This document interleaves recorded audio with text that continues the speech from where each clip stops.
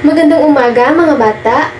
Bago natin sisimulan ang ating talakayan sa umagang ito, inaanyayaan ko kayong lahat na tumayo at manalangin tayo. Ating iyuko ang ating mga ulo at ipikit ang ating mga mata. Panginoon, maraming salamat po sa umagang ito na ibinigay ninyo sa amin. Naway sa aming talakayan ay samahan ninyo kami at bigyan ninyo kami ng sapat na talino at pag-unawa upang madali naming maunawaan ang aming paksa sa umagang ito. Maraming salamat po sa inyong kabutihan sa aming buhay. Naway, patuloy ninyo kaming samahan sa umagang ito. Sa ngalan ni Jesus na aming tagapagligtas. Amen. Sa muli, magandang umaga mga bata. Ako ay lubos na nasisiyahan na tayo ay muli nagkita sa umagang ito. Batid ko na kayo ay nasasabik sa bagong aralin na ating tatalakayin sa umagang ito. At upang mas maging masaya ang ating talakayan, kinakailangan na makinig kayong mabuti at tandaan ang lahat ng mahahalagang impormasyon na aking sasabihin. At halatang nasasabik na kayo sa ating aralin sa umaga ito, ngunit bago ang lahat, aanyayahan ko muna kayong tumayo at kakanta tayo ng isang awitin upang mas maging masaya ang ating talakayan. Ngunit, hayaan niyo muna akong isagawa ang ipakita sa inyo kung paano ito kakantahin at pagkatapos ay susundin niyo ako. Maliwanag ba? Mabuti. Ito ang ating awitin. Kumusta ka? Halina't magsaya. Ipalakpak ang kamay, turo ang paa. Padyak sa kanan, padyak sa kaliwa. Umikot ka, humanap ng iba. Nakuha niyo ba kung paano iyon awitin? Ngayon ay subukan ninyo ako sabayan. Ating simulan. Kumusta ka? Halina't magsaya. Ipalakpak ang kamay, ituro ang paa. Padyak sa kanan, padyak sa kaliwa. Umikot ka, humanap ng iba. Nasiyahan ba kayo sa ating awitin sa umagang ito? At ngayon ay maaari na kayong umupo. Bago tayo magsimula, nais ko malaman kung sino ang wala sa araw na ito. Walang lumiban sa klase? Magaling! So, bigyan natin ng palakpak ang ating mga sarili dahil lahat ay nandito. Bago natin aalamin ang paksa na ating pag-aaralan sa umagang ito, ay nais kong balikan muna natin ang ating araling tinalakay kahapon. Sino ba ang nakakaalala kung ano ang tinalakay natin kahapon? Yes, Ashley? Tama! Ang ating tinalakay kahapon ay tungkol sa mga pandiwa. Sino naman ang makakapagsabi kung ano ang pandiwa? Yes, Mark? Tama! Ang pandiwa ay ang salitang nagpapahiwatig o nagpapakita ng kilos o galaw. Inyong naalala kung ano ang ating tinalakay kahapon. At bago ang lahat ay mayroon akong inihandang panimulang gawain upang magkaroon kayo ng ideya kung ano ang paksang tatalakayin natin sa umagang ito. Handa na ba kayo mga bata? Ating basahin ang panuto. Punan ang patlang ng tamang sagot at piliin ito sa kahon sa itaas. Unang pangungusap. Ako ay bibili ng prutas, patlang, pagkain na ihahanda sa darating na Pasko. Piliin ang tamang sagot sa kahon. Pangalawa. Si Ana ay nagmamadali, patlang, hindi siya mahuli sa klase. Pangatlo, patlang, mag-aaral ng mabuti, makakakuha ng mataas na marka. Pang-apat, nag-aaral pa rin si Ben, patlang, walang kuryente. Panlima, Mataas sana ang marka ni Eliza, patlang nag-aaral lang ng mabuti. Bibigyan ko kayo ng 2 minuto upang sagutan ang mga pangungusap. Tapos na ba, mga bata? Ngayon ay tatanungin ko kayo kung ano ang ating ginawa. Yes, Almira? Tama. Pinunan ang mga kulang na salita sa pangungusap. Sa inyong palagay, ano naman ang tawag sa mga salitang pinuna ninyo sa mga patlang? Sino ang makapagbibigay ng sagot? Yes, Christine? Tama ang iyong sinabi. Ang mga salitang iyong sinagot o mga nakasulat sa kahon ay ang mga pangatnig. At iyan ang ating paksa sa umagang ito. Dahil ng inyong sinabi at ang mga base sa mga binigay na halimbawa, ang pangatnig ay termino o kalitunan ng mga salita na nag-uugnay sa 2 salita, parirala, o sugnay upang makabuo ng diwa ng isang pahayag. Ito ay tinatawag na conjunction sa wikang Ingles. Ito rin ay bahagi ng pananalita na karaniwang makikita sa simula o gitna ng isang pangungusap. Maaari ding gamitin ang mga pangatnig upang magbukod, maghambing, magpaliwanag, magsalungat, o wakasan ang isang ideya o pahayag. Narito ang mga halimbawa ng mga pangatnig na ginagamit sa pangungusap. Una, mahal ko si ate at kuya. Ang pangatnig na ginamit sa pangungusap na ito ay ang salitang at. Pangalawa, maglalaro sana ako sa labas, ngunit umuulan. Ang pangatnig na ginamit sa pangungusap na ito ay ang salitang ngunit. Pangatlo, ano ba ang mas magandang pasyalan?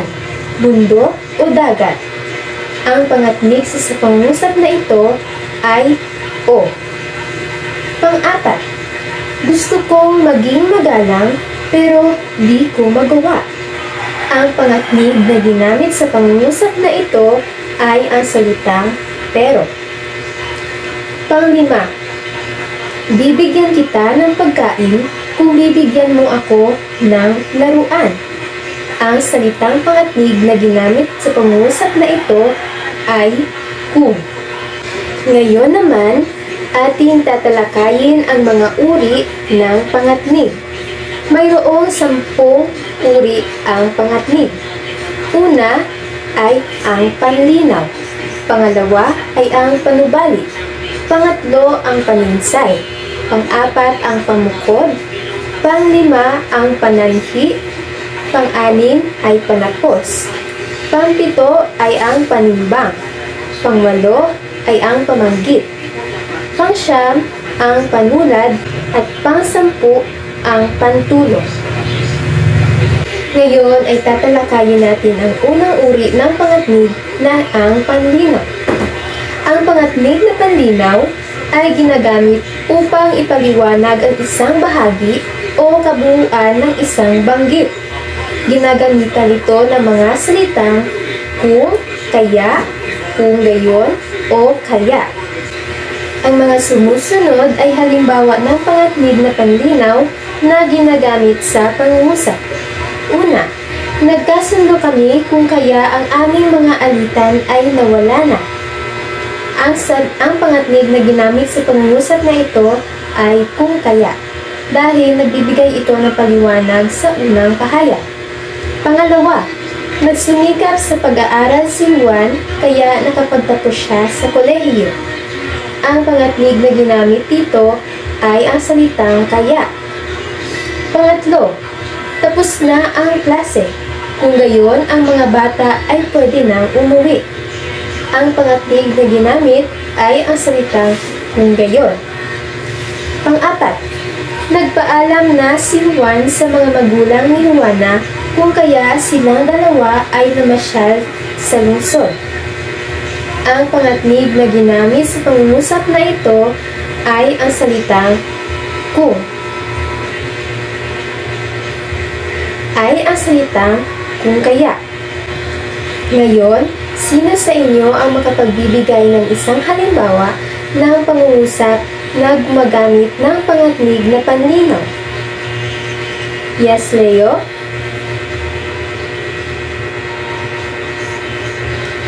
Magaling! Tama ang iyong sinabi. At ngayon ay dadako naman tayo sa ikalawang uri ng pangatnig, at ito ay ang panubali. Ang pangatnig na ito ay nagsasaad ng pag-aalinlangan. Halimbawa nito ang mga salitang kung, kapag, pag, sakali, at disin sana. Narito ang mga halimbawa. Mag-aaral kang mabuti kung ayaw mong bumagsak. Pangalawa, kapag pumunta si Max ay pupunta rin ako. Pangatlo, sakaling babagsak ako ngayong semester, mag-aaral na ako mabuti sa susunod. Pang-apat, ginising mo sana ako ng alas 4. Gising sana'y hindi na ako nahuli sa aking klase. Ang pangatlong uri ng pangatnig ay ang pangatnig na paninsay. Ito ay ginagamit kapag ang unang bahagi ng pangungusap ay sinasalungat ng pangalawang bahagi nito. Halimbawa, ang salitang subalit, bagaman, datapwat, ngunit, samantala, kahiman o kahit. Ang mga sumusunod ay halimbawa ng pangatnig na paninsay na ginagamit sa pangungusap. Una, mahal ko siya subalit hindi ko ito gaanong ipinapakita sa kanya. Maraming suliranin ang buhay ng tao, bagaman ito ay hindi hadlang para tayo ay madaling sumuko. Binigay niya ang kaniyang baon, datapwat siya ay gutom na. Pang-apat, nag-aaral naman siya ng mabuti, ngunit siya ay bumagsak pa rin sa kanilang pagsusunod. Ang susunod na uri ng pangatnig na ating tatalakayin ay ang pamukod. Ang pangatnig na pamukod ay ginagamit sa pagbubukod o pagtatangi ng ilang kaisipan. Ang halimbawa nito ay ang mga salitang maging, ni, man at o. Narito ang mga halimbawa. Mahal ka ni Juan, maging sino ka man. Walang problema sa akin maging si Jen man ang mananalo sa patimpala. Ako ba o siya ang pipiliin mo makapare sa kanta? Ni kurot ni saktan ay hindi ko ginagawa sa aking anak. Ang ikalimang uri ng pangatnig ay ang pangatnig na pananhi. Ang pangatnig na pananhi ay ginagamit upang magbigay ng dahilan o katwiran para sa pagkaganap ng kilos. Ang halimbawa ng pangatnig na pananhi ay ang dahil sa, sanhi sa, sapagkat, mangyayari. Narito ang mga halimbawa. Nagkagulo sa bahay nila Juan at Pedro dahil sa pag-aaway ng kanilang ama at ina. Sanhi sa mainit na panahon kaya siya sumisipon. Umapaw ang ilog sa dam sapagkat walang tigil ang ulan. Nahilo si Maria, nangyari siya ay ikot ng ikot. Dumako naman tayo sa pangatnig na palapos. Ang pangatnig na palapos ay nagsasaad ng nalalapit na katapusan ng pasasalita. Ang halimbawa ng pangatnig na palapos ay sa lahat ng ito, sa wakas, sa di kawasa, upang at sa bagay na ito. Ang mga sumusunod ay halimbawa ng pangatnig na panapos na ginagamit sa pangungusap. Sa lahat ng ito, ang mabuting gawin ay maghanda. Sa wakas, uuwi na rin si Mama. Sa di kawasa, ang seminar ay tapos na. Sa bagay na ito, hayaan natin ang mga guro ang magpasya. Ang ikapitong uri ng pangatnig ay ang pangatnig na panimbang. Ang pangatnig na panimbang ay ginagamit sa pagpapahayag ng karagdagang impormasyon o kaisipan. Ang halimbawa ng pangatnig na panimbang ay at, saka, pati, kaya, o ano pa. Narito ang mga halimbawa. Kumain siya ng mangga at bagoong. pati ang pusa ay kanyang tinulungan. Sigarilyas at saka mani ang aking paboritong gulay. Ano pat sa lakas ng ulan ay rumagsa ang malakas na baha. Umamin na si Ben kaya ang kaso ay tapos na. Ang pangwalong uri ng pangatnig naman ay ang pangatnig na pamanggit. Ito ay nagsasabi o gumagaya lamang sa pananaw ng iba. Ang halimbawa ng pangatnig na pamanggit ay daw, raw, saganang akin o iyo, at di umano. Narito ang mga halimbawa ng pangatnig na pamanggit. Magagaling daw kumanta ang mga taga Cebu. Pangalawa, siya raw ay mahusay maglaro ng chess. Pangatlo, saganang akin, ikaw ang pinakamaganda sa lahat. Pang-apat, ako raw ang yayaman. Panglima, ikaw daw ang dahilan kaya siya biglang nagbago. Ang isa pang uri ng pangatnig ay ang panulad. Ang pangatnig na panulad ay tumutulad sa mga pangyayari, kilos, at gawa. Ang halimbawa ng pangatnig na panulad ay kung sino, siya, kung ano, siya rin, kung gaano, at siya rin. Ang mga sumusunod ay halimbawa ng pangatnig na panulad na ginagamit sa mga pangungusap. Una, kung sino ang nag-umpisa ay siya rin ang tatapos. Pangalawa, kung ano ang itinanim ay siya rin ang aanilin. Pangatlo, kung gaano kalaki ang kinuha, siya rin ang dapat babayaran. At ang panghuling uri ng pangatnig ay ang pantulong. Ito ay nag-uugnay na nakapag-iisa at hindi nakapag-iisang mga salita, parirala o sugnay. Ang mga halimbawa ng pangatnig na pantulong ay ang mga salitang kung, kapag, upang, para, ngang, sapagkat, at dahil sa. Narito ang mga halimbawa. Makakakain lang ako kapag tapos na akong magluto.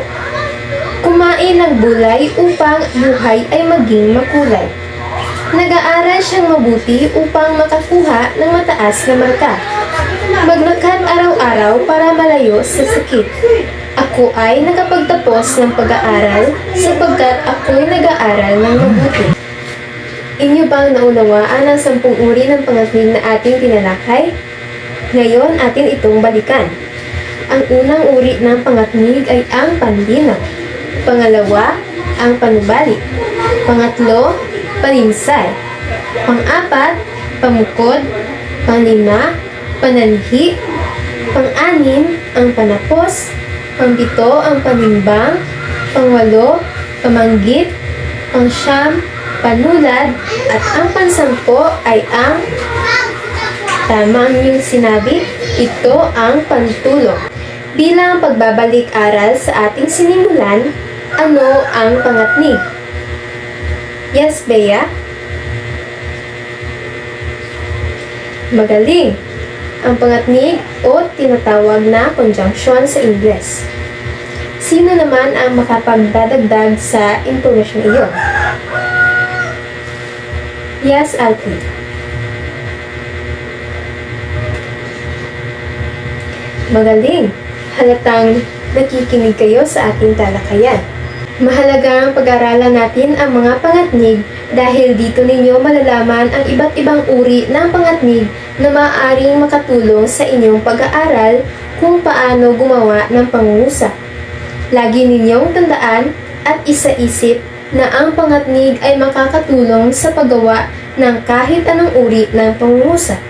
Gamit ang iba't ibang uri ng pangatnig, parte na tinalakay natin sa aralin ito. At ngayon ay hahatiin ko kayo sa 2 grupo. Magkakaroon tayo ng pagkatang gawain upang masuri kung ano ang inyong natutunan. Ang unang pangkat ay gagawa ng 5 pangungusap na gumagamit ng pangatnig na pananhi. Ang ikalawang pangkat naman ay gagawa rin ng 5 pangungusap na gumagamit ng pangatnig na panapos. Nagkakaintindihan ba tayo? Mabuti naman. At bibigyan ko kayo ng 5 minuto upang tapusin ang inyong gawain. Magsisimula na tayo. At ngayon ay tapos na ang 5 minuto na aking ibinigay sa inyo. Bilang pag-uulat sa inyong gawa ay pumili kayo ng isang kasapi ng inyong pangkat na mag-uulat ng inyong gawa. Magaling! Aking napakinggan ang ulat ng 2 pangkat at nalaman ko na lubos ninyong naunawaan ang ating paksa sa umagang ito. At dahil dyan ay bigyan natin ng 10 palakpak ang ating mga sarili. At bilang takdang aralin ay gumawa kayo ng maikling tula na gumagamit ng iba't ibang uri na mga pangatnig. Aking uulitin, gumawa kayo ng maikling tula na gumagamit ng iba't ibang uri ng pangatnig. Kukunin ko ito bukas ng umaga sa ating pagkikita. At ngayon ay inaanyayahan ko kayong tumayo sa ating pagpapaalam. Sa muli, maraming salamat mga bata sa inyong pakikinig at kooperasyon sa ating talakayan. Paalam sa inyo mga bata.